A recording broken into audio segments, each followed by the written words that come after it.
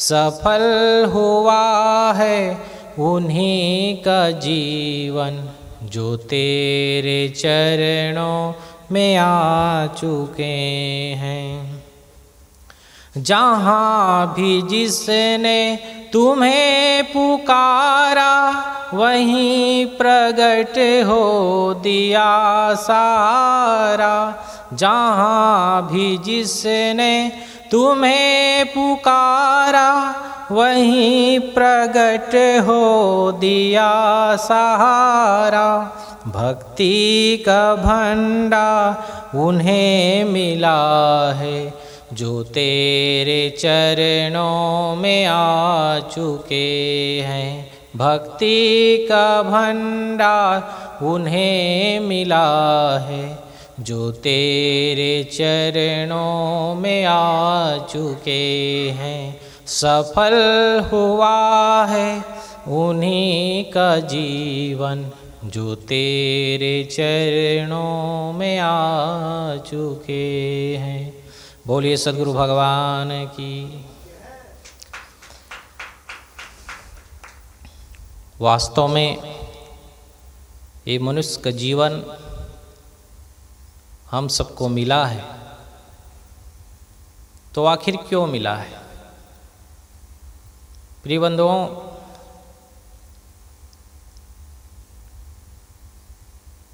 मनुष्य के जीवन हम सबको भक्ति करने के लिए, कल्याण करने के लिए मिला है। महाराज श्री राम ने परिवासियों को समझाते हुए कहा है कि बड़े भाग्य मानुष तन पावा, सुर दुर्लभ सद्ग्रंथन गावा।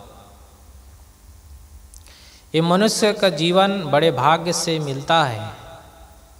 ये सभी वेदों में, शास्त्रों में बताया गया है, क्योंकि अंडज, पिंडज, उष्मज और मनुष्य खानी, ये चार खानी हैं। अंडज अर्थात जो अंडे से उत्पन्न होने वाली जो खानियाँ हैं वे अंडज खानी कहलाती हैं। पिंडज जो गर्भ से उत्पन्न होते हैं वे पिंडज खानी, और उष्मज जो मैल से उत्पन्न होते हैं वे उष्मज खानी, जो गंदगी से उत्पन्न होते हैं। तो इन तीन खानियों में जीव भटकते भटकते कुछ उसका पुण्य जागृत होता है और अपने कर्मों की निर्जरा करने के लिए मनुष्य के जीवन में आता है। और मनुष्य जीवन नए कर्मों की संरचना करता है और जो त्रुटियां रह गई हैं उन सबको सुधारता है। तो मनुष्य के जीवन हम सबको भाग्य से तो मिल गया, लेकिन ये सार्थक तभी है जब हम इनको सत्संग में लगाएं, भक्ति में लगाएं, क्योंकि खाना पीना भोगना ये तो पशु पक्षियों की भी खानी में होती है, परंतु मनुष्य के जो खानी है वे साधना करने के लिए, भक्ति करने के लिए, सत्संग करने के लिए। आप गृहस्थी में रहते हैं, लेकिन गृहस्थी में रह करके गुरु की भक्ति करते हुए, अपने गृहस्थ धर्म का पालन करते हुए और अपने कल्याण के कार्य करना चाहिए। दान करते हो, पुण्य करते हो, उसका फल तो मिलता ही है, लेकिन दान पुण्य के साथ किसी महान पुरुषों के चरणों में अपनी श्रद्धा, अपनी भक्ति, अपनी मन की डोरी बांधना आवश्यक है। अगर आपने किसी सद्गुरु के चरणों में अपनी मन की डोरी नहीं बांधा तो हो सकता है कि ये मनुष्य के जो जीवन मिला है उसमें हम अपने स्वभाव से या किसी को देख करके या किसी से सीख करके धर्म के कार्य तो कर रहे हैं, लेकिन केवल धर्म के कार्य करने से ये मनुष्य जीवन सार्थक नहीं होता है।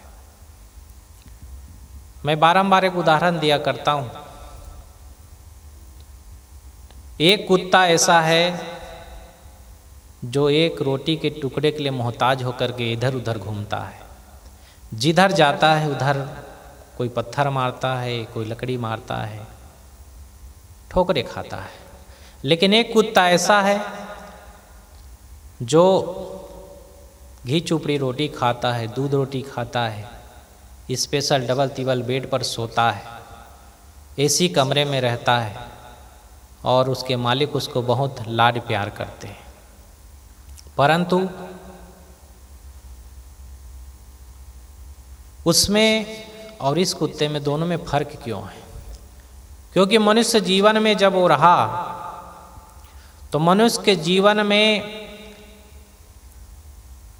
उसने दान पुण्य धर्म तो बहुत किया, लेकिन किसी सद्गुरु में के शरण में जा कर के अपने संस्कारों का परिवर्तन नहीं किया। मांस मछली खाता रहा, गंदा खान पान रखा, तो जो दान पुण्य किया था उसका प्रतिफल, उसका फल तो उस कुत्ते के शरीर में भी उसको मिल रहा है। वहाँ भी सारी सुख सुविधाएं उसको मिल रही है। घी चुपड़ी रोटी खा रहा है, दूध रोटी खा रहा है, स्पेशल साबुन से स्नान कर रहा है, परंतु उस मनुष्य जीवन में रह करके सब दान पुण्य किया, उसका फल तो सुख सुविधा के रूप में उसको मिल रहा है, लेकिन गलत खान पान नहीं छोड़ा, मांस खाता रहा। तो मांस खाने के संस्कार को लेकर के वे कुत्ते की खाने में पहुंच गया, क्योंकि जहाँ पर जिसकी आशा लगी होती है वहीं उसका वास हो जाता है। इसलिए कहा जाता है कि जहाँ आशा तहाँ वासा। उदाहरण के लिए हम समझें, जैसे इस कोटा शहर में इस आंवली गांव से 4 आदमी कुछ सामान खरीदने के लिए या किसी चीज़ के लिए जैसे उसके मन में भाव उठता है, इस आंवली गांव से कोटा शहर की ओर जाता है। और उस कोटा शहर में जाने के बाद जैसे जैसे उसके संस्कार हैं, आंवली गांव से निकला तो एक आदमी ऐसा है जो पड़ोस में आश्रम मिल गया, तो यहाँ आश्रम में आ कर के और पूज्य गुरुदेव संगदेव जी के दर्शन करता है, उनकी वाणी सुनता है, संत महात्माओं के दर्शन करता है, सत्संग सुनता है और कुछ प्रसादी लेता है। तो उसके संस्कार क्या हैं? सत्संगी संस्कार है। तो सत्संग के लिए वो यहीं रुक गया, चला तो कोटा की ओर, लेकिन बीच में आश्रम पड़ा तो आश्रम में रुक गया और सत्संग सुनने लगा, यहाँ सेवा साधना करने लगा। दूसरा आदमी चलते चलते थोड़ी दूर नयापुरा पहुँचता है, वहाँ पे दारू की भट्ठी लगी है और वहाँ जाकर के वो दारू खरीदता है, दारू पीता है, तो उसके अंदर दारू का संस्कार बैठ गया। तीसरा आदमी चलता है, पहुँचते पहुँचते वो छावनी में पहुँचता है और जा कर के वहाँ पे कुछ उसको सामान खरीदना था, इलेक्ट्रॉनिक का, कुछ मोटर का सामान वो खरीद करके ले आया वहाँ से। चौथा आदमी पहुँचता है धीरे धीरे, तो उसके संस्कार कुछ ऐसे हैं जो खाने पीने के लिए जोधपुर कचौड़ी वाले के यहाँ गुमानपुरा में पहुँच जाता है। तो संस्कार सबके अलग अलग हैं। जैसे उसके मन में विचार उठा, जैसे संस्कार उसको प्रेरित किया, उसी प्रकार से वे यहाँ से प्रेरणा लेकर के चले गए और वैसे वैसे कर्म किए।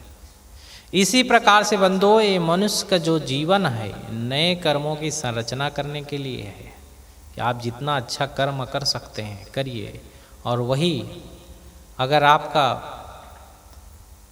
ठीक से सत्संग भक्ति के मोक्ष हो गया तो अपने आप में लीन हो गए, अगर नहीं हुआ तो पुनः मनुष्य का जीवन मिल सके, ऐसे कर्म करना चाहिए।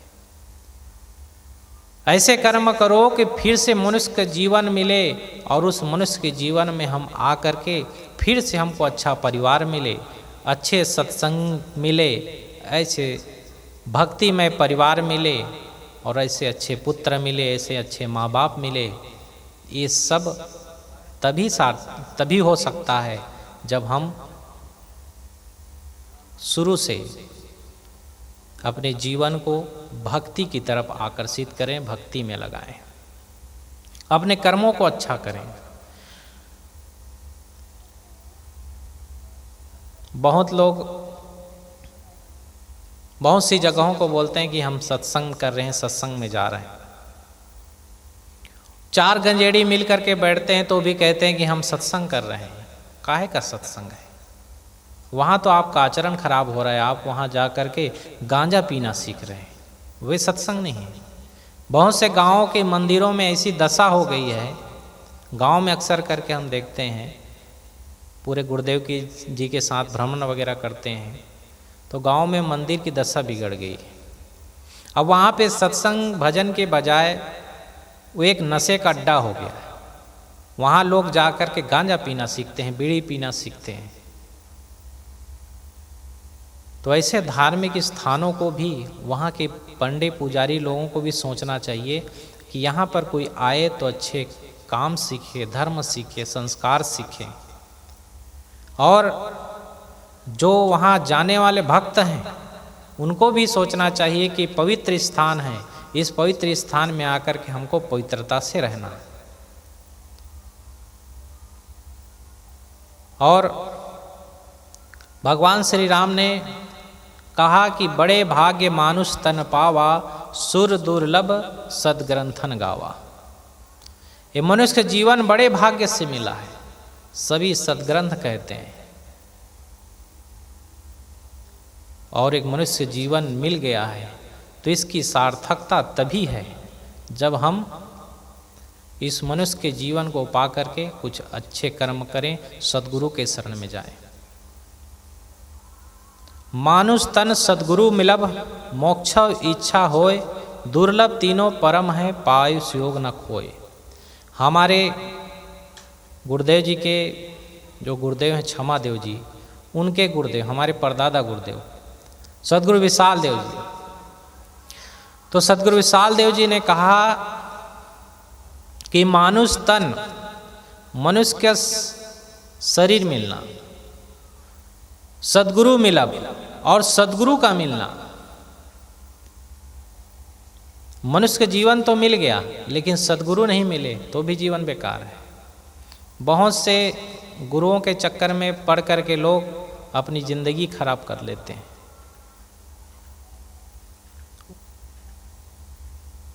गुरु रजे मंजे नहीं हैं, पक्के गुरु नहीं हैं, उसके अंदर भी बुराइयां बची हुई है।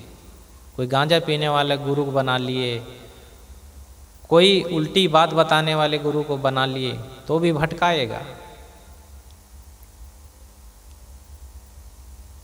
सदगुरु की उपाधि दी गई है क्योंकि सदगुरु हम उसी को कह सकते हैं जो हमें सच्ची ज्ञान दे, सही राह बताए, हमको भटकाए मत, आडंबर में मत फंसाए कि ये करो वो करो। क्योंकि भगवान श्री राम ने पूर्ववासियों को भक्ति के जो स्वरूप बताए हैं उसमें भी कहा है, कहु भगति पथ कौन प्रयासा, योग नमक जप तप उपवासा।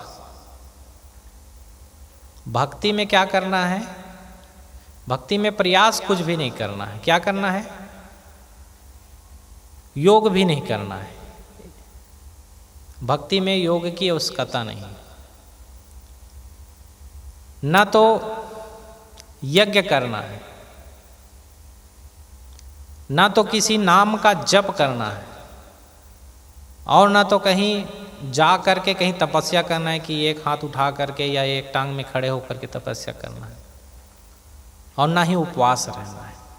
भगवान श्री राम ने इन सब की मनाही कर दी है कि इसकी कोई जरूरत नहीं। तो आखिर करना क्या है? सरल स्वभाव न मन कुटलाई, यथा लाभ संतोष सदाई। भक्ति में अपना स्वभाव सरल बनाना है, जटिल स्वभाव नहीं होना चाहिए। आपके स्वभाव में कठिनाई नहीं होनी चाहिए, सरलता होनी चाहिए। और मन में जो कुटिलता है, कपटपन है, वो मन की कटुता कपट निकल जानी चाहिए, तब समझ लीजिए हम भक्ति कर रहे हैं। और जो दिन भर कर्म करते हैं, मेहनत करते हैं, उससे जो फल मिलता है वे गुरु का, प्रभु का प्रसाद समझ करके उसको ग्रहण करना चाहिए, उसी में संतोष करना चाहिए। जो लाभ हुआ है यथा लाभ, मतलब जो उचित लाभ है, ये नहीं कि किसी को जबरदस्ती झूठा मूठा बता करके उससे धन कमा ले, उसका लाभ ले लें, वो असली लाभ नहीं है। यथा लाभ संतोष सदाई। प्रभु श्री राम कहते हैं कि जो कुछ भी लाभ होता है वो इष्ट देव का प्रसाद समझ करके ग्रहण करना चाहिए और धनोपार्जन करना चाहिए, लेकिन साथ साथ धर्मोपार्जन भी करना चाहिए। धन के साथ साथ धर्म भी कमाओ। तो मानुष तन सद्गुरु मिलब मोक्षो इच्छा होए।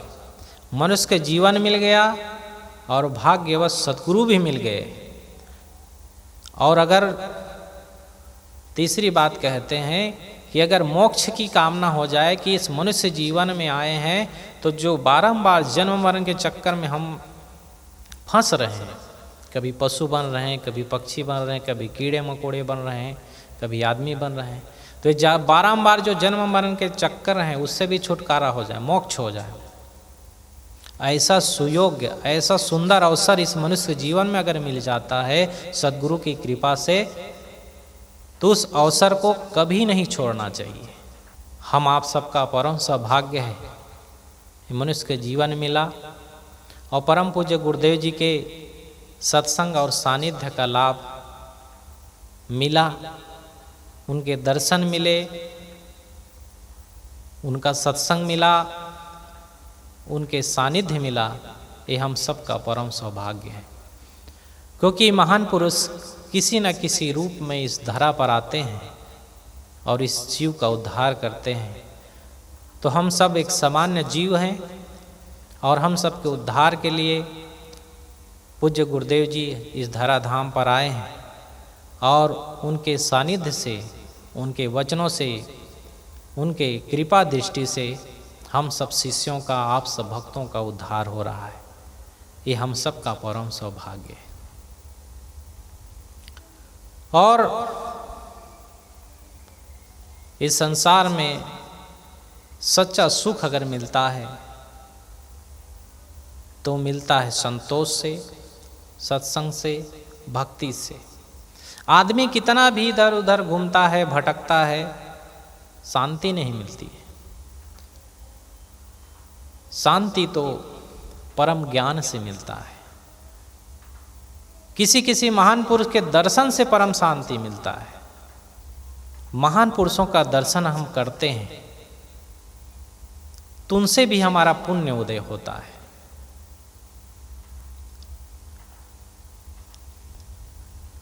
और पुण्य पुंज बिन मिले ही न संता, बगैर पुण्य के, पूंजी इकट्ठा हुए बगैर संत का दर्शन नहीं होता है।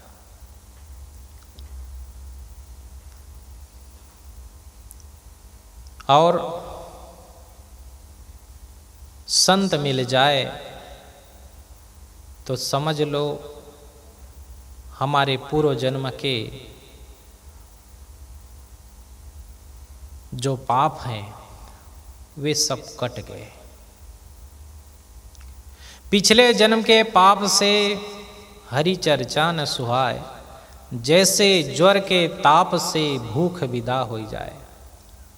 जैसे किसी आदमी को बुखार जब चढ़ जाता है तो कितना भी अच्छा बाटी बना हो, रसपुआ बना हो, मालपुआ बना हो, लाडू बना हो, दाल बहुत अच्छी बनी हो, उसके सामने परोस के रख दो तो बेचारे को खाने में तो अच्छा नहीं लगता है।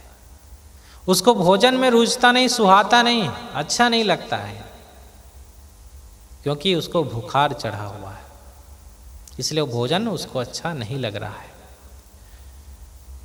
ऐसे ही पूर्व जन्म के जो पाप लदे हुए हैं सिर पर, वे पाप की गठरी को लेकर के हम आए हैं। तो जो सत्संग की चर्चा है, हरि की चर्चा है, प्रभु की चर्चा है, ज्ञान की चर्चा है, गुरु की वाणी है, ये सुहाता नहीं है, अच्छा नहीं लगता उसको। इसलिए अच्छा नहीं लगता है कि उसके अंदर वो पाप बैठा हुआ है, उसका भार लदा हुआ है उसके ऊपर। उस पाप के कारण वो ना तो सत्संग में जा सकता है, ना कथा में जा सकता है, क्योंकि पाप के संस्कार को लेकर के आए। और ये संस्कार अगर नहीं होता तो सब आदमी एक जैसे होते। अब ये संस्कार है, इसलिए सब आदमी जितने प्रकार के, जितने लोग हैं, जितने आदमी उतने प्रकार के हैं, सब अलग अलग हैं। क्यों? एक ही माँ के गर्भ से पैदा होने वाला बच्चा एक जैसा नहीं होता है। दोनों के स्वभाव में, दोनों के आचरण में, दोनों के व्यवहार में, दोनों की बोली भाषा में, सब में फर्क होता है। क्या कारण होता है? कारण यही है कि उसके अंदर जैसा संस्कार है, उस संस्कार के वशीभूत होकर के वो काम करता है, कर्म करता है, वैसे व्यवहार करता है, वैसे रहने में रहता है। एक पुत्र ऐसा है जो बहुत माँ की भी भक्ति करता है, उन्हीं माँ की सेवा करता है, पिता की सेवा करता है, बहुत प्रेम से उनको रखता है। लेकिन एक बेटा ऐसा है जो माँ बाप को ही गाली देता है, माँ बाप को ही कष्ट देता है, उसकी सेवा नहीं करता, गंदे लोगों की साथ में रहेगा, दारू पिएगा, गाली गलौज करेगा। तो क्या है? ये संस्कार ही तो है।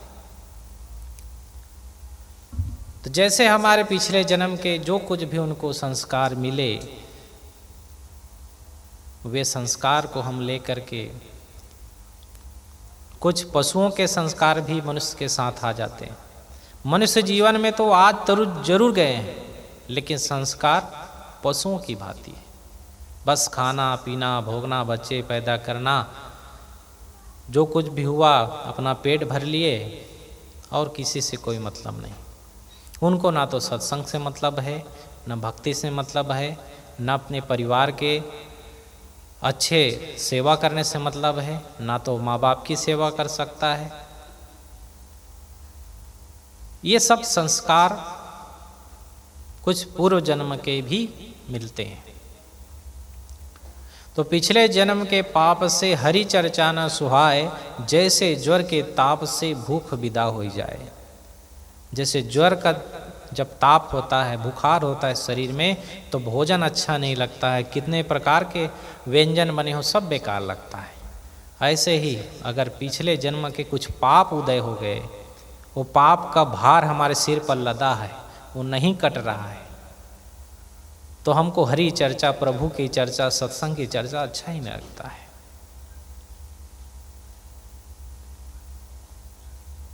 इसलिए बंधुओं, अपने पाप कर्मों को भी भस्म करना है, उससे बचना है, तो संतों के चरणों में जाओ। क्योंकि हमने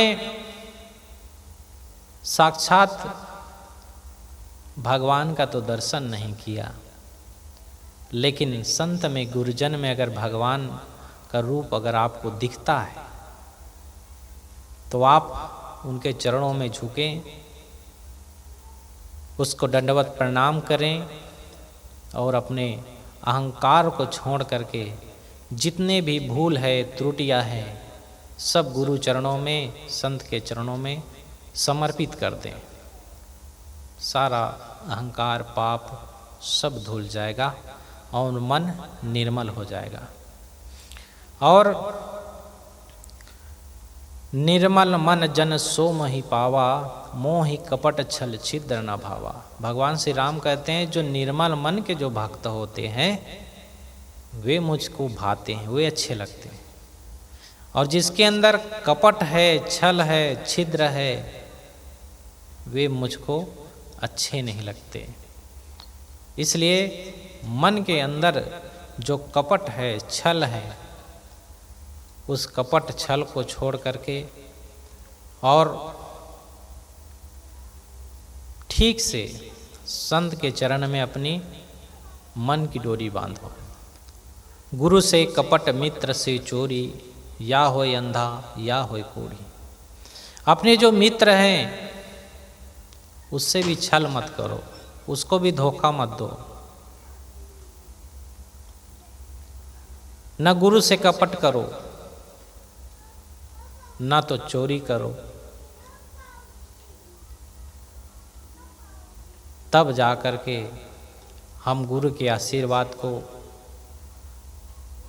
कपट की भावना से भी जो भक्ति करते हैं, दिखाने के लिए करते हैं जैसे, तो वो भी सार्थक नहीं है। कि हम को लोग अच्छा समझे कि ये बहुत भक्त है, बहुत तिलक लगाए हैं, रोज मंदिर जाता है, आश्रम जाता है, केवल दिखाने के लिए कर रहा है, लेकिन अंतर में कुछ और भरा हुआ है। अंदर में कटुता भरी हुई है, कपट भरी हुई है, तो वो भी भक्ति सफल नहीं है। निस्वार्थ भक्ति होनी चाहिए। और भक्ति, आप सबकी पहली भक्ति जो संतों का संग है, प्रथम भगति संतन कर संगा। नवधा भक्ति में भगवान श्री राम ने कहा है कि प्रथम भक्ति है संतों का संग करना, दूजे रतिमम कथा प्रसंगा। और दूसरा भक्ति है कि जो वहाँ सत्संग सुनाया जा रहा है, जो कथा सुनाई जा रही है, उसमें प्रेम रखना। तीसर भक्ति अमान, और सबसे निर्माण रहना है तीसरी भक्ति। चौथी भक्ति मम गुण गण, और चौथी भक्ति है प्रेम से मेरे गुणों का बखान करना। इस सब भक्ति के अंदर है। तो आप सबकी आज प्रथम भक्ति शुरू हुई कि आप सबको संत का संग मिला। संत का संग मिला, ये पहली भक्ति है। और धीरे धीरे सभी प्रकार की भक्ति गुरु के चरणों में आने से बढ़ती जाती है। उनकी श्रद्धा, उनकी भक्ति, उनकी आस्था, उनकी त्याग, उनका समर्पण, और अंदर में जो कठोरता बैठी है, क्रूरता बैठी है, जो अहम भरा हुआ है, अहंकार भरा हुआ है, वे सब धीरे धीरे हट करके हमारा ये हृदय विनम्र होता जाता है, सरल होता जाता है। और इसी को महाराज श्री राम ने कहा कि सरल स्वभाव न मन कुटिलाई। मन की कुटिलता छोड़ दो और पूरे सरल हो जाओ, विनम्र हो जाओ। जैसे एक बालक होता है, बालक जो है बहुत सरल होता है। जैसे उसकी माँ उसको जैसा ही कहे कि बेटा यहाँ बैठ जाओ तो बैठ जाए, यहाँ खड़े हो जाए तो खड़ा हो जाए, जो पहना है पहन ले, जो खाए वो खा ले। इसी बच्चे की भांति भक्ति में स्वभाव सरल होनी चाहिए, जटिलता नहीं होनी चाहिए। क्योंकि अहंकार, अहमता, ममता को त्यागना बहुत कठिन होता है। आदमियों के अहंकार हो गया कि ये मेरा धन है, ये मेरी गाड़ी है, ये मेरा मकान है, ये सब अहंकार होता है। उसको त्याग पाना बहुत कठिन होता है। लोग परोपकार तो करते हैं, भला भी करते हैं, लेकिन अहंकार नहीं खत्म करते कि ये मेरा है, ये मेरा है।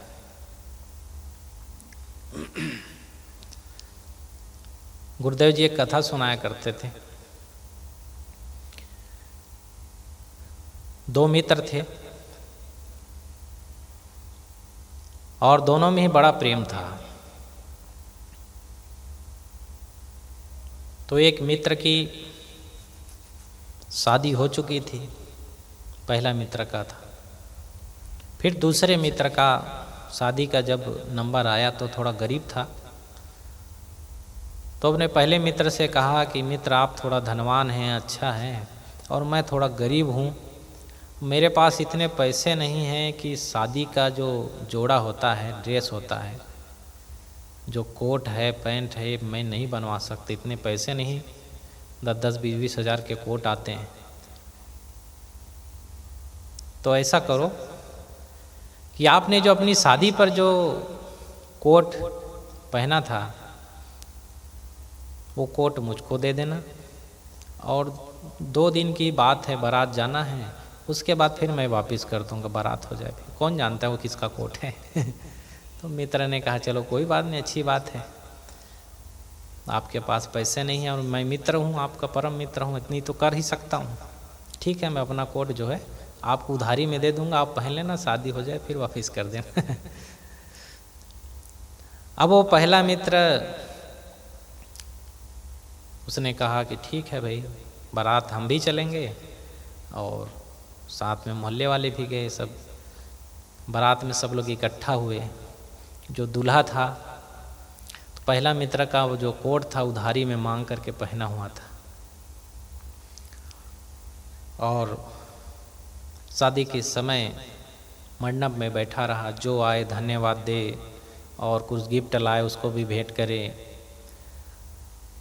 दूल्हा सबसे अलग दिख रहा था क्योंकि महंगी कोट थी और सबसे अलग बैठा हुआ था, सब तिलक लगे हुए थे, मुकुट भी पहना हुआ था।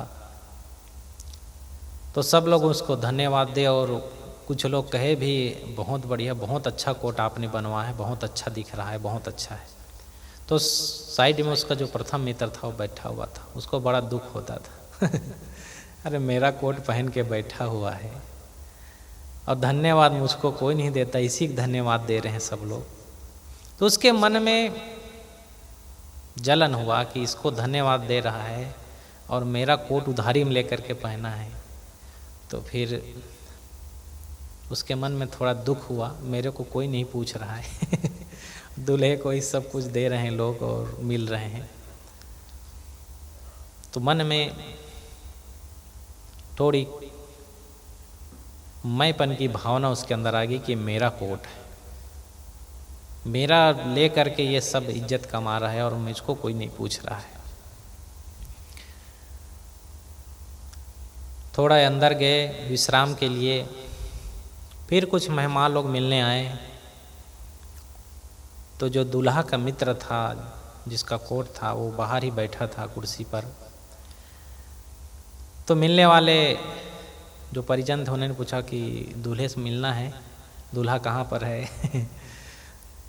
तो कोट वाला मिल गया पहले ही गेट पर, कहा कि अंदर जाओ, वो जो मेरा कोट है काले कलर का वो पहन के बैठा है। अब उसको कुछ करते नहीं बनता था, यही कहा कि मेरा कोट पहन के बैठा है, वही है अंदर, काले कलर का कोट है, वही दूल्हा है। वो मेहमान को अच्छा तो नहीं लगा कि भाई इसका कोट पहन के बैठ क्या है। अंदर गया, दूल्हा से मिला, बातचीत किया, बाहर निकला। थोड़ी देर बाद एक मेहमान हो गया, उसने पूछा कि कौन है। तो जाओ अंदर जाओ, मेरा कोट पहन करके बैठे है काले कलर का, वही दूल्हा है। वो गया, उसने सीधा सीधा कहा कि कौन आदमी है जो बाहर खड़ा वो बोलता है कि मेरा कोट पहन करके बैठा है। तो दूल्हे को बहुत संकोच लगी, शर्म लगी, यार कैसा मेरा मित्र है वो बोल रहा है कि मेरा कोट पहन करके बैठा है, मेरी कोई इज्जत ही नहीं रही ससुराल में, जब मैं ही राजा हूँ मैं। उसको बड़ा दुख लगा और कहा कि चलो कोई बात नहीं। मित्र को बुलाया अंदर, कहा मित्र देखो ऐसा है, कोट तो यार दिए ज़रूर हो लेकिन किसी से कहना मत।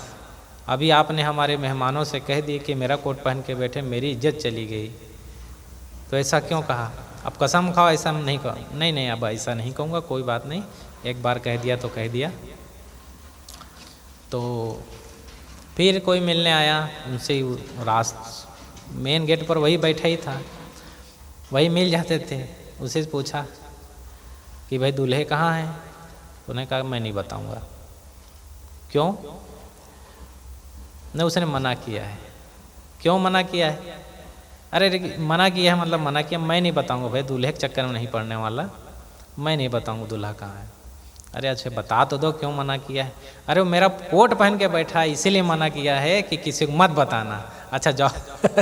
फिर वही बात कह दी, फिर अंदर गया। और अंदर जा कर के फिर मिला, आया, फिर बुलाया मित्र को।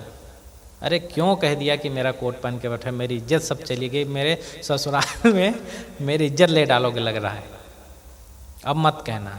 फिर कसम खिलाया, फिर बाहर बैठा। थोड़ी देर बाद कुछ 2-4 लोग फिर मिलने आए, पूछा कि दूल्हा कहाँ है।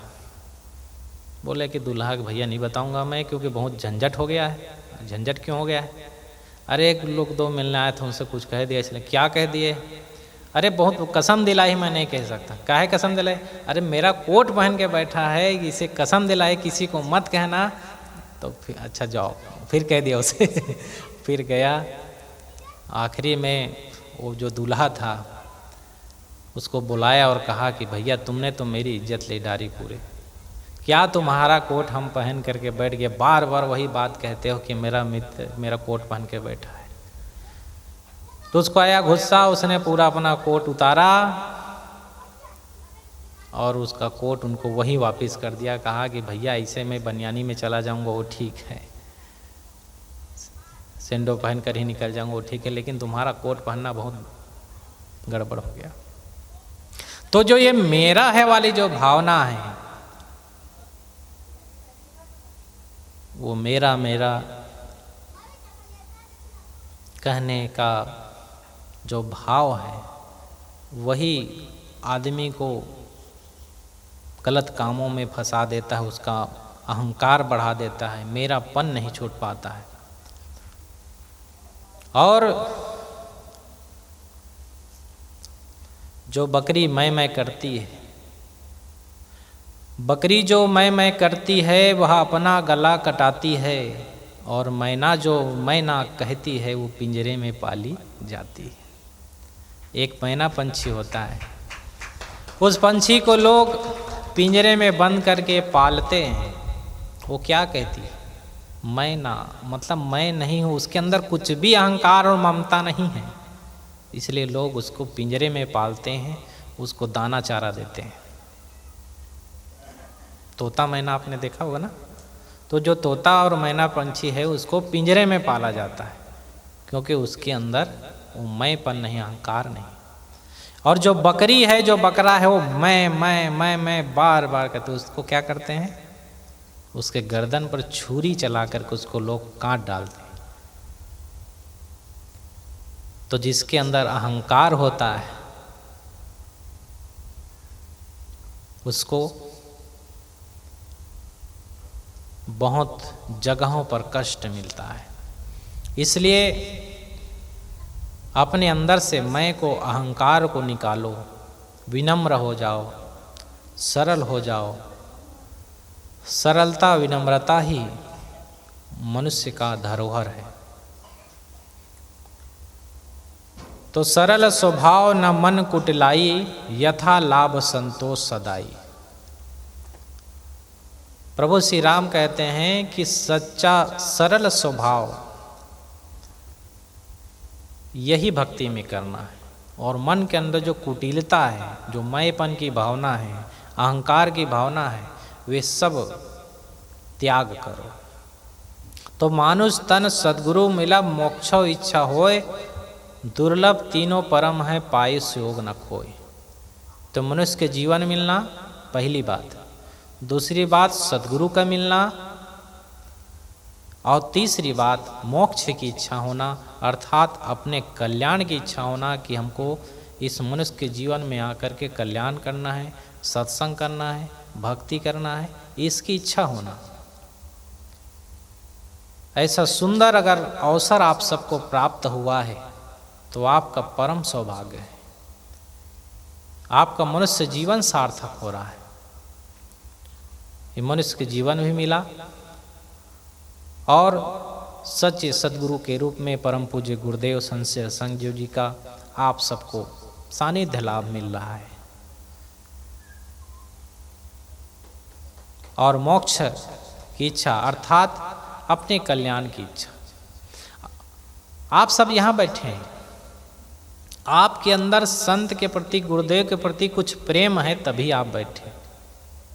कुछ न कुछ तो आपके अंदर कल्याण की इच्छा है कि हमारा कुछ पाप धुलेगा, कुछ हमारे स्वभाव परिवर्तन होंगे, कुछ हमारे आचरण सुधरेंगे, गुरु के दर्शन से हमको कुछ मिलेगा, इसीलिए आप गुरु दरबार में आते हैं। यही बात है कि नहीं? सबके अंदर गुरु के चरणों में प्रेम है, गुरु जी से प्रेम है, अत्यंत प्रेम है। इस कोटा शहर में, इस कोटा जिले में इतना बड़ा जिला है, और आसपास इतने लाखों लोग रहते हैं, लेकिन उन सब लाखों लोगों का प्रेम नहीं है, ये केवल इतने जो दिख रहे हैं, ये परम प्रेमी जो गुरु दरबार में आए हैं कुछ लेने के लिए, गुरु के चरणों में कुछ सुनने के लिए, अपना कुछ परिवर्तन करने के लिए। और बंधुओं, गुरु की वाणी से, गुरुदेव की वाणी से लाखों लोगों के जीवन में परिवर्तन हुआ है। मैं गुरुदेव जी के साथ लगभग 18 वर्षों से हूँ, और जहाँ भी गुरुदेव जी जाते हैं सत्संग में, गुरुदेव जी की सेवा में मैं भी जाता हूँ, तो गुरुदेव जी जहाँ जहाँ जाते हैं बहुत से सत्संग होते हैं। अभी तो लॉकडाउन लगा हुआ है कोरोना वायरस के चक्कर में, इसलिए लोग ज़्यादा लोगों को हम लोग बुलाते भी नहीं, और लोग भीड़ ना हो इसलिए आते भी नहीं तो गुरुदेव जी का जब सत्संग होता है तो कहीं 20,000, कहीं 30,000, कहीं 40,000, कहीं 50,000, यहाँ से जैसे वो पूरा बाउंड्री दिख रहा है, इतने दूर पर, इससे भी ज़्यादा दूर पे पब्लिक बैठती है और सत्संग सुनते हैं सभी लोग। और उन 50,000 आदमी अगर सुन रहा है तो कम से कम उसमें 100-200 में परिवर्तन तो होता ही। उसके परिवार में शांति आती है, उसके जीवन में सुख आता है। उसके भी बहुत से जो विकार, बहुत से लोग ऐसे होते हैं जो घर में बहुत क्रोध करते हैं, बात बात में क्रोध करते हैं, तो गुरुदेव जी उस पर भी सुनाते हैं कि क्रोध मत करो, क्रोध आए तो क्या करना चाहिए। मैं आप सबसे निवेदन करूंगा, अपने अपने मोबाइल में, यूट्यूब में गुरुदेव जी के बहुत से सत्संग हैं, 10,000 प्रकार के सत्संग है। उस सत्संग को सुनिए, आपके जीवन में, आपके परिवार में, आपके घर में निश्चित ही परिवर्तन आएगा। और जब समय मिले तो साक्षात दर्शन भी कीजिए, और दर्शन साक्षात सुनिए भी, उसका भी एक विशेष फल होता है। क्योंकि गुरु जी का दर्शन दुर्लभ है, साल भर में 1 बार या 2 बार, किसी को तो 2-2, 4-4 साल बीत जाते हैं तो भी दर्शन नहीं होता है।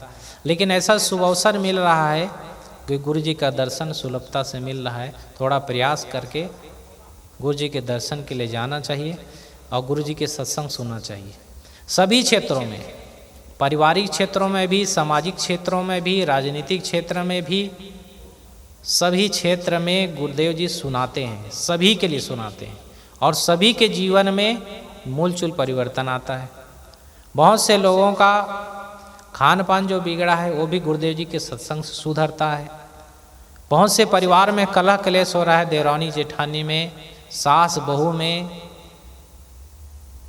बाप बेटे में, ये सब के अंदर गुरुदेव जी के सत्संग सुनने से उसके अंदर परिवर्तन आता है, और उसका गृहस्थी जो जीवन है वो सुखमय हो जाता है, शांतिमय हो जाता है।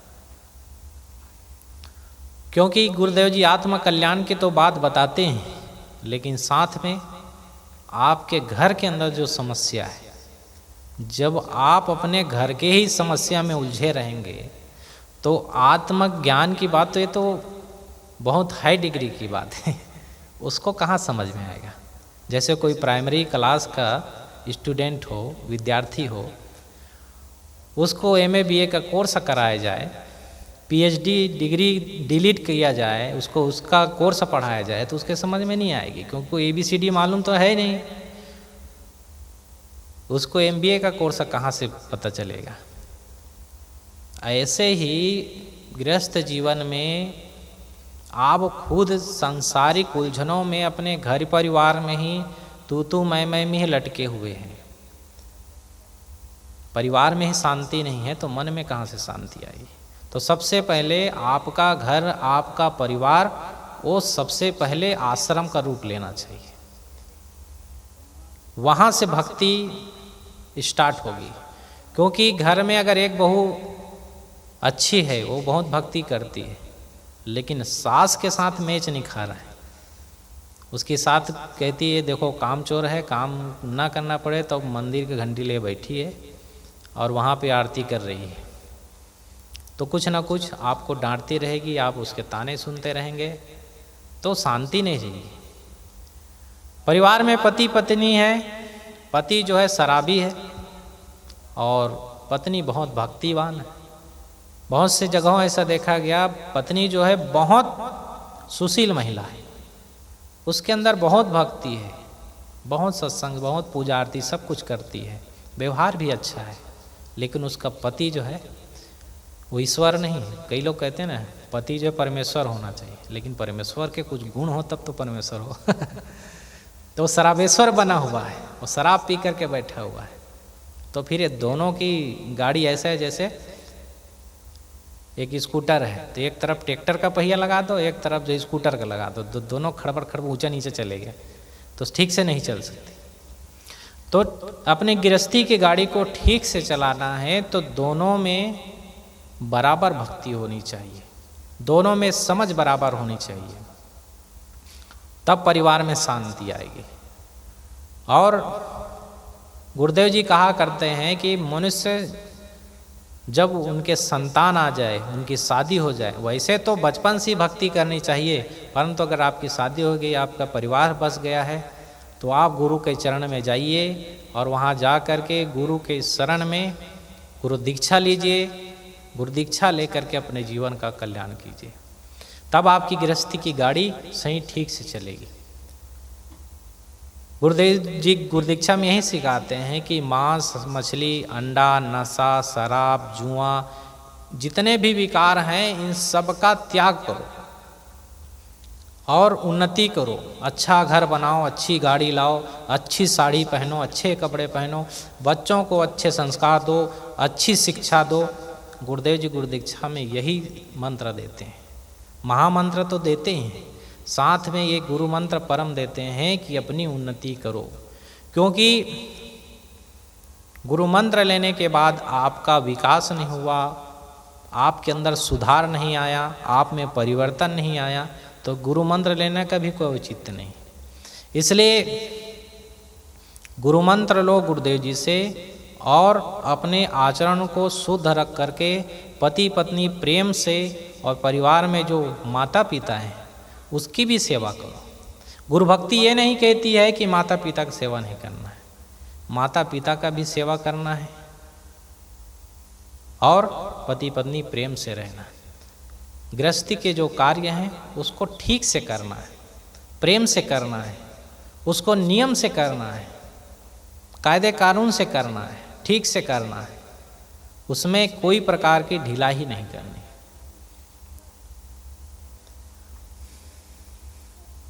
तो गुरुदेव जी के सत्संग सुनने से मैंने देखा है कि लाखों लोगों के जीवन में परिवर्तन हुआ है। सत्संग सुनते हैं, बहुत से लोगों ने शराब छोड़ दिया, बहुत से गृहिणी जो थी, पत्नियां जो थी, वो सब सुखी हो गई, क्योंकि उनको सब प्रकार का सुख मिला, सब सुविधा मिल रही, लेकिन पति का जो स्वभाव है दारू पीने का है वो नहीं सुधर रहा था। उसके कारण से बच्चे भी परेशान, माँ बाप भी परेशान, उसकी घरवाली पत्नी भी परेशान। तो बहुत से शराबियों ने अपना शराब छोड़ दिया। बहुत से लोगों का होता है कुछ ना कुछ मुंह में रख कर खाने की, गुटखा पुड़िया खाने की। ये छोटी छोटी जो गंदी आदतें हैं इससे बड़ा नुकसान है। रोज़ हम पता नहीं चलता है कि कितने का हम बीड़ी पी रहे हैं, कितने का गुटखा खा रहे हैं, कितने का दारू पी रहे हैं। अगर वही बचत किया जाए, थोड़े थोड़े जोड़ा जाए, तो उसके परिवार में बहुत उन्नति होगी। अभी एक हमारे पड़ोसी हैं पेंटर साहब अभी यहाँ बैठे थे, कहीं गए होंगे सेवा में, वो यही है, मैं इसी का उदाहरण दे देता हूँ। तो ये पेंटर साहब जो है बहुत शराब पीते थे, इतना शराब पीते थे, करीबन वैसे 2-4 दिनों में वो 10,000 रुपया तो कमा ही लेता था, पुताई करके 2-4 लड़कों को लेकर के ठेका करके कमा लेता था पैसा। लेकिन डेली शराब पीते थे, गुटखा भी खाते थे। उन्होंने अभी 3 वर्ष पहले शराब छोड़ा। हम लोग रोज़ उनको कहते थे, लेकिन उनका स्वभाव अच्छा था, जब भी शराब पीते थे गेट के अंदर नहीं आते थे, वहाँ गेट के सामने ही उनका घर है। दूर से ही हाथ जोड़ते थे, गुरु जी आज मैं अपवित्र हूँ, आज अंदर नहीं आऊँगा दूर से ही प्रणाम कर लेते थे। हम लोग समझाते रहे और धीरे धीरे उनका परिवर्तन हुआ। गुरुदेव जी से आशीर्वाद दिलाए, गुरुदेव जी ने भी उनको समझाया तो शराब छोड़ दिया। और शराब छोड़ने के बाद उसकी इतनी उन्नति हुई है, अधिकांशतः उसके घर में शोर शराबा होता था, कहीं बच्चे को पीटते थे, कहीं पत्नी को पीटते थे, कुछ ना कुछ होता रहता था। अब पड़ोसी हम लोग तो सुनते रहते थे, बरसात में रहना होता है, बाकी समय तो गुरुदेव जी के साथ रहते हैं। तो उन्होंने शराब छोड़ा। छोड़ने के बाद उन्होंने अपना मकान बढ़िया बनाया, मकान बढ़िया बनाया, मोटरसाइकिल लाए, बच्चों को अच्छी शिक्षा दिया, उनको भी अच्छे पढ़ाए, उनके लिए भी जो स्कता थी, और घर में जो छोटी छोटी चीज़ों के लिए झंझट होता था वो भी सब है। और पैसे बच गए हैं। अभी हम आए तो अब बता रहे थे कि बेटी विवाह योग्य हो रही, तो उसके लिए भी हम तैयारी कर रहे हैं। अब मुझको टेंशन नहीं, धीरे धीरे बच रहा है, हो जाएगा आप सब लोगों की कृपा से। तो बंधुओं, मेरे कहने का अर्थ यही है कि गुरु शरण में आए हो तो गुरु शरण में आकर के जो कुछ भी तुम्हारे अंदर बुरे विकार हैं, उन सब बुरे विकारों को त्याग दो और त्याग करके अच्छा जीवन बना लो। मनुष्य जीवन में आकर के ये सब गंदे खान पान, गंदे विचार विकार, इन सब को छोड़ करके अच्छा जीवन जियो। भक्ति में अच्छा ही जिंदगी जीना है, किसी भी प्रकार से गंदा खान पान नहीं रखना है, गंदा व्यवहार नहीं रखना है, सबके साथ प्रेम, सरलता, सौम्यता का व्यवहार रखना है। और भक्ति ही, सत्संग ही एक ऐसा साधन है जहाँ पर आकर के उसमें प्रवेश करने के बाद आदमी बहुत ही अच्छा, सरल, विनम्र और शुद्ध हो जाता है। तो गुरु भक्ति कर देता है सकल पाप का नाश। तो मेरे कह रहा था कि जैसे ज्वर के ताप से भूख विदा हो जाए, जैसे ज्वर के ताप से भूख विदा हो जाता है, वैसे जो पिछले पाप है, तुलसे पिछले पाप की हरि चर्चा न सुहाए। तो जो पूर्व जन्म के जो पाप हैं कि संस्कार हम लेकर के गठरी बैठे हैं, उसके कारण बहुत से लोगों को सत्संग अच्छा नहीं लगता है। उसको संसार के भौतिक पदार्थ में ही उसको बड़ा आनंद आता है। उसको शराब ही अच्छा लगता है, गंदे गीत, गंदे फिल्म, ये सब अच्छा लगता है। उनको सत्संग रास नहीं आता है। क्यों? क्योंकि उसके अंदर पिछले जन्मों का पाप भरा हुआ है। इसलिए अपने पापों को अगर नष्ट करना है, अपने आचरणों को पवित्र बनाना है, तो गुरु के शरण में जाओ। गुरु के शरण में जा कर के जो ध्रुव हुए, उन्होंने बहुत भक्ति किया, सत्संग किया, वे भी हरि शरण में गए, भगवान के शरण में गए, नारद को गुरु बनाया और उसके बताए हुए मंत्र को, उनकी शिक्षा को लेकर के भक्ति किया। तो आज भी भगवान ध्रुव का नाम, भगवान कहते हैं उनको, ध्रुव भक्त था, उसका नाम आज अमर है। और श्योपुर जिला में उतनवाड़ एक गांव है, राजा उत्तानपाद की वो नगरी थी, उसके पुत्र थे, उनकी 2 रानियां थी, और उन्होंने बचपन से 6 वर्ष की उम्र में तपस्या किया, भक्ति किया, और आज उसका नाम अमर हो गया। प्रहलाद का नाम अमर हो गया भक्ति में। वे भी बचपन से भक्ति में लगे रहे, तो उसका नाम भी अमर हो गया। मीराबाई का नाम अमर है। मीराबाई छत्राणी परिवार में जन्म लेकर के भगवान कृष्ण की भक्ति में इतने दीवानी हो गए, लोग उनको पागल कहने लगे। किसी विचारक ने कहा है स्वामी राम तीर्थ को कोई कोई लोग पागल कहते थे। तो कहते थे वो कि नहीं बिगड़े दिमागों में भरे अमृत के लक्ष्य हैं, हमें पागल ही रहने दो, हम पागल ही अच्छे हैं। कई लोग जो ज़्यादा भक्ति होता है ना, ज़्यादा पाठ पूजा करती है, ज़्यादा आरती वारती करती है, और लोग भी बहुत से ऐसे लोग होते, पुरुष लोग भी, वो जा कर के रोज़ मंदिर में माथा टेकता है, तो लोग उसको समझते हैं पागल है, रोज़ मंदिर में जाता है। लेकिन बंधुओं, स्वामी राम तीर्थ कहा करते थे कि नहीं बिगड़े दिमागों में भरे अमृत के लक्ष्य हैं, हमें पागल ही रहने दो, हम पागल ही अच्छे। भक्ति में अगर कोई लोग हमको पागल कहें तो भी मंजूर है, ठीक है। अब बहुत से लोग गुरुदेव जी के दर्शन के लिए रोज़ रोज़ आते हैं, दर्शन करते हैं, सत्संग सुनते हैं जब तक गुरुदेव रहते हैं, तो घर वाले भी उनको कहते हैं कि ये पागल हो गए, जा रहे हैं रोज़ आश्रम में गुरु जी के दर्शन करने के लिए जाते हैं। लेकिन कोई बात नहीं, कहने दो उनको, उनकी वो समझ नहीं। भक्ति में एक हिसाब से देखा जाए तो भक्त तो पागल ही होता है, वो भक्ति में पागल। अरे पागल कौन नहीं है? कोई शराब में पागल है, कोई गुटखा पुड़िया में पागल है, कोई स्त्री के लिए पागल है, पागल तो सब है। अगर गुरु के लिए, भगवान के लिए पागल हो गया तो आपका पागल होना भी सार्थक हो गया। इसलिए बंधुओं, तो जिन्होंने भक्ति किया, भक्ति महल बहु ऊंच है, दूर से दर्शाए, जो कोई जन भक्ति करे शोभा वर्णी न जाए। जिन जिन लोगों ने पूर्व के काल में, हमारे इतिहास में जिन्होंने भक्ति किया है, उनका नाम आज अमर हो गया है। चाहे वे ध्रुव हो, चाहे प्रहलाद हो, चाहे मीराबाई हो, चाहे भक्त माता कर्मा हो, चाहे माता सबरी हो। अमीरी गरीबी ये कोई संबंध नहीं रखता है भक्ति के लिए। अमीर हो वो भी भक्ति कर सकता है, गरीब हो वो भी भक्ति कर सकता है, जिसके पास कुछ नहीं है वो भी भक्ति कर सकता है, जिसके पास सब कुछ हो वो भी भक्ति कर सकता है। भक्ति में कोई प्रतिबंध नहीं है, सब लोग भक्ति कर सकते हैं। भक्ति बहुत सरल है।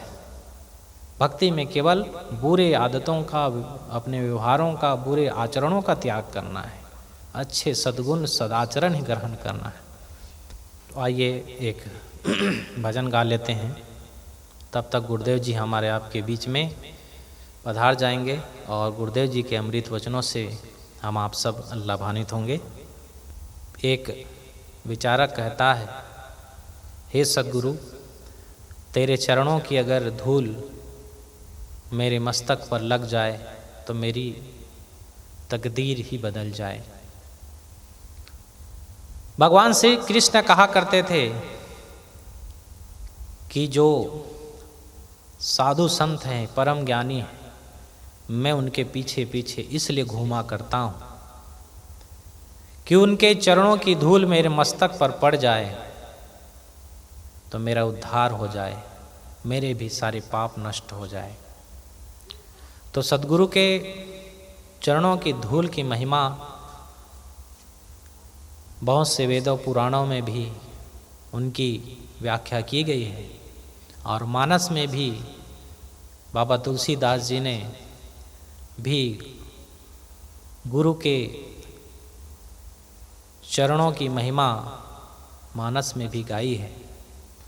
सतगुरु तेरे चरणों की रज धूल जो मिल जाए तो सच कहता हूँ मैं, तकदीर बदल जाए।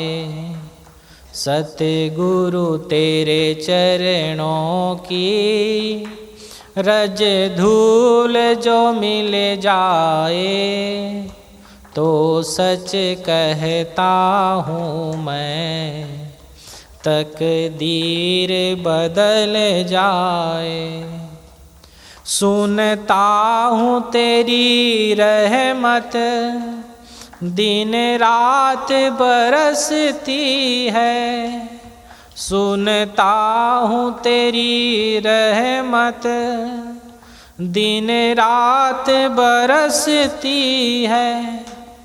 एक बूंद जो मिल जाए, मन की कली खिल जाए, सतगुरु तेरे चरणों की रज धूल जो मिल जाए। यह मन बड़ा चंचल है, कैसे इसे समझाऊं। यह मन बड़ा चंचल है, कैसे इसे समझाऊं। जितना इसे समझाऊं, उतना ही मचल जाए, सतगुरु तेरे चरणों की रज धूल जो मिल जाए। तो सच कहता हूँ मैं, तकदीर बदल जाए। नजरों से गिराना ना, चाहे कितनी सजा देना। नजरों से गिराना ना, चाहे कितनी सजा देना। नजरों से जो गिर जाए, मुश्किल है संभल पाए, सतगुरु तेरे चरणों की रज धूल जो मिल जाए।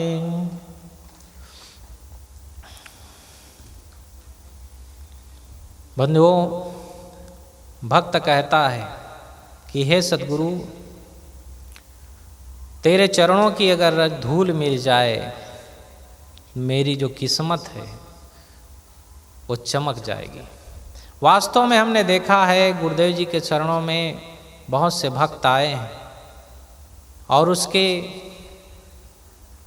किस्मत जो है वास्तव में चमक गया है। कैसे चमका? सद्गुरु अगर किसी के अंदर अपनी दिव्य दृष्टि डाल देता है, सच्ची कृपा बरसा देता है, उस भक्त का उद्धार हो जाता है। लेकिन पात्र सही होना जरूरी है। किसी महान पुरुषों की कृपा को अगर प्राप्त करना है तो हमें पात्रता भी होनी चाहिए। जैसे किसी पात्र में घी को रखना है, घी शुद्ध है, पवित्र है, लेकिन उस शुद्ध पवित्र घी को रखने के लिए जो पात्र है उसकी भी साफ सुथरी होना जरूरी है। जैसे घी को जिस बर्तन में मट्टी लगा हो, कचड़ा लगा हो, गोबर चिपका हो, उसमें घी रख दें तो घी जो है वो गंदा हो जाएगा। अगर वही पात्र को ठीक से मांज करके, पानी से, राख से रगड़ करके मांजे, निरमा साबुन से मांजे, विम बार से मांजे, या कोई भी अच्छा ठीक से उसको साफ कर लें और उस पात्र में, उस बर्तन में घी को रखें तो घी की पवित्रता, शुद्धता, सुगंध वो बनी रहेगी। इसी प्रकार से महान पुरुष का जो ज्ञान होता है, आशीर्वाद होता है, वो एक शुद्ध घी के समान है और उस घी के समान शुद्ध पवित्र परम ज्ञान को प्राप्त करने के लिए, उनके आशीर्वाद को प्राप्त करने के लिए हम लोग पात्र हैं। तो हमारी भी सफाई होना जरूरी है। हम साफ सुथरे हो करके, अर्थात हमारे अंदर किसी भी प्रकार से वासनाएं गलत ना हो, गलत खान पान ना हो, गलत आदत आचरण ना हो, हम सब परित्याग करके सरल भाव से गुरुजनों के चरणों में जाते हैं तो ज्ञान देते हैं, आशीर्वाद देते हैं, और वो आशीर्वाद तभी हमको सही फलित होगा जब हम खुद पात्र सही हैं। नहीं तो वो परम ज्ञान जो हमने लिया है गुरु जी से, क्योंकि गुरुदेव सबको बोल करके, आशीर्वाद करके ज्ञान नहीं देते, कुछ सूक्ष्म रूप से भी आशीर्वाद देते हैं। जैसे महान पुरुषों के आभा मंडल में आकर के जो महान पुरुष होते हैं उसके तपस्या का इतना प्रभाव होता है कि उसके आभा मंडल में आकर के वो प्राणी उसी प्रकार से क्रियाकलाप करते हैं, उसी प्रकार से वो रहन सहन उनका हो जाता है। बहुत से लोग घर में बहुत गुस्सा करते हैं, बहुत आंख दिखाते हैं, लेकिन गुरु जी के पास आकर के वो सारा अहंकार भूल जाते हैं, वो सब छोड़ देते हैं। क्यों? क्योंकि महान पुरुष के जो आभा मंडल है, जो उसके तपस्या का प्रभाव है, वहाँ पर आकर के उनके स्वभाव में परिवर्तन हो गया है, उसके आचरणों में परिवर्तन हो गया है।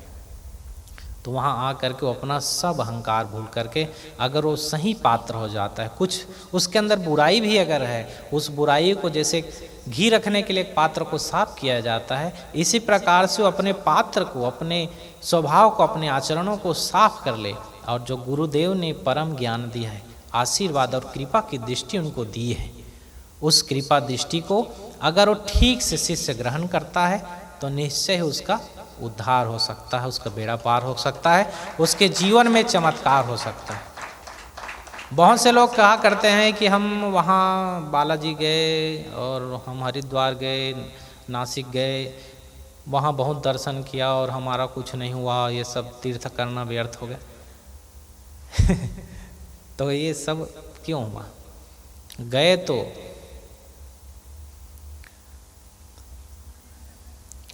तीर्थ गए 3 जना, चित चंचल मन चोर, दोनों पाप न काटिया 10 लादिन मन और। जो चित है ये चंचल है, मन है ये चोर है, इस शरीर के साथ गया और वहाँ जा करके तीर्थ में छोड़ना था बुराई, लेकिन वो बुराई छोड़ नहीं पाए, तो लाभ कहाँ से होगा? बहुत से लोग तीर्थों में जाते हैं तो कई लोग वहाँ पे कद्दू छोड़ करके आते हैं। कद्दू खाने में उनको अच्छा नहीं लगता, कोई लोग बैगन छोड़ करके आते, लेकिन जो मछली खाना, अंडा खाना, उसको नहीं छोड़ करके आएंगे। तो यही तो कमी है, जिसको छोड़ना चाहिए उसको पकड़े रहते हैं, उसको नहीं छोड़ेंगे और फिर कहते हैं लाभ नहीं हुआ। लाभ तभी हो सकता है हम अपने बुराइयों को छोड़ें। बहुत से लोग सत्संग में जाते हैं, लेकिन सत्संग में तो गए हैं लेकिन भावना नहीं सही। तो भावना नहीं सही है और आए जरूर हैं सत्संग में, सत्संग में बैठा है शरीर, लेकिन मन जो है सोच रहा है जैसे सत्संग छूटेगा, किसी का नया चप्पल मिलेगा, पहन के चले जाना। तो भावना गलत हो गई, गलत भावना है, वो नहीं हो सकता है उसके अंदर परिवर्तन अगर, तो सत्संग का लाभ कुछ भी नहीं मिलने वाला है। वैसे ही तीर्थों में हम गए तो ये पापी मन तुम्हारे साथ है, वहाँ तीर्थ में भी जा कर के किसी की चोरी किए, और बहुत से लोग होते हैं बूढ़ी माँ और ससुर वसुर जाते हैं तो वहाँ तीर्थों में भी जा कर के अपनी बहू की निंदा करते हैं। मेरी बहू ऐसी है, वो जो है चुड़ैल है पूरा, उनका जो माँ है वो भी चुड़ैल है, और हमारे घर में जब से घर को नरक बना दिए ये है वो है।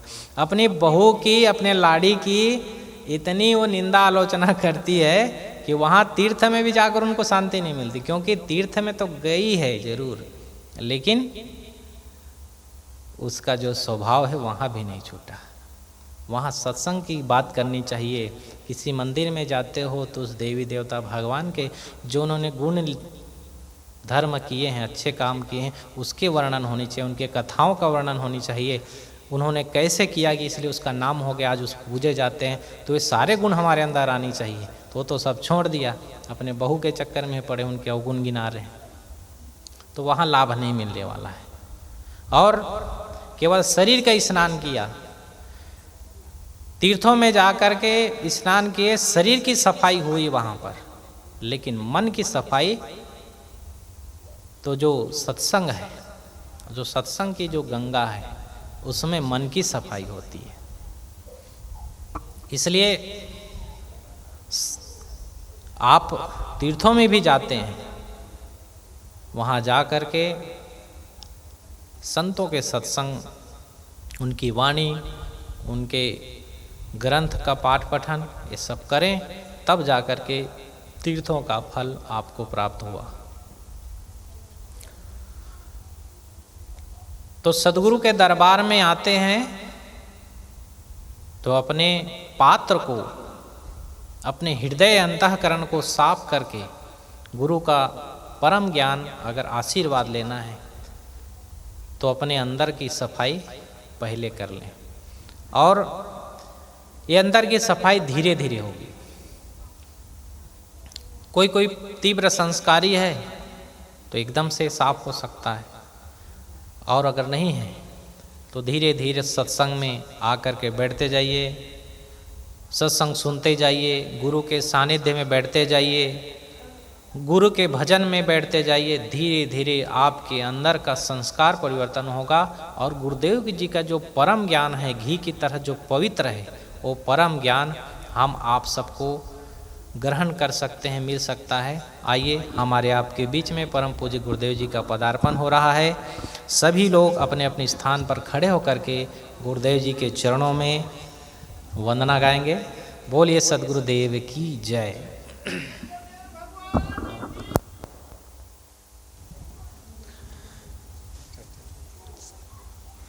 बोलिए सद्गुरुदेव की जय। आइए सतगुरु आपका स्वागतम, आइए सतगुरु आपका स्वागतम, स्वागतम स्वागतम स्वागतम स्वागतम। आइए सतगुरु आपका स्वागतम, आइए मान्यवर आपका स्वागतम, स्वागतम स्वागतम स्वागतम स्वागतम स्वागतम स्वागतम स्वागतम स्वागतम। आइए सतगुरु आपका स्वागतम, आइए सतगुरु आपका स्वागतम। भाव से स्वागतम, प्रेम से स्वागतम, भाव से स्वागतम, प्रेम से स्वागतम।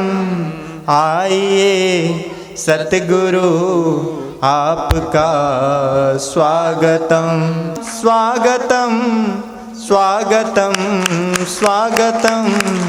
आइए सतगुरु आपका स्वागतम, आइए सतगुरु आपका स्वागतम। बोलिए सद्गुरुदेव भगवान की जय। परम पूज्य गुरुदेव जी आप और हम सभी के आराध्य पावन व्यास गादी पर विराजमान हो चुके हैं। एक बार सभी भक्तगण जोरदार तालियों के साथ पूज्य गुरुदेव जी का स्वागत करें और जोर से जयकारे लगाए। बोलिए सद्गुरुदेव की, सद्गुरु असंग देव की, सद्गुरु कबीर देव की, सद्गुरु विशाल देव की, सद्गुरु प्रेम देव की, सद्गुरु गुरुमन देव की, सद्गुरु क्षमा देव की जय।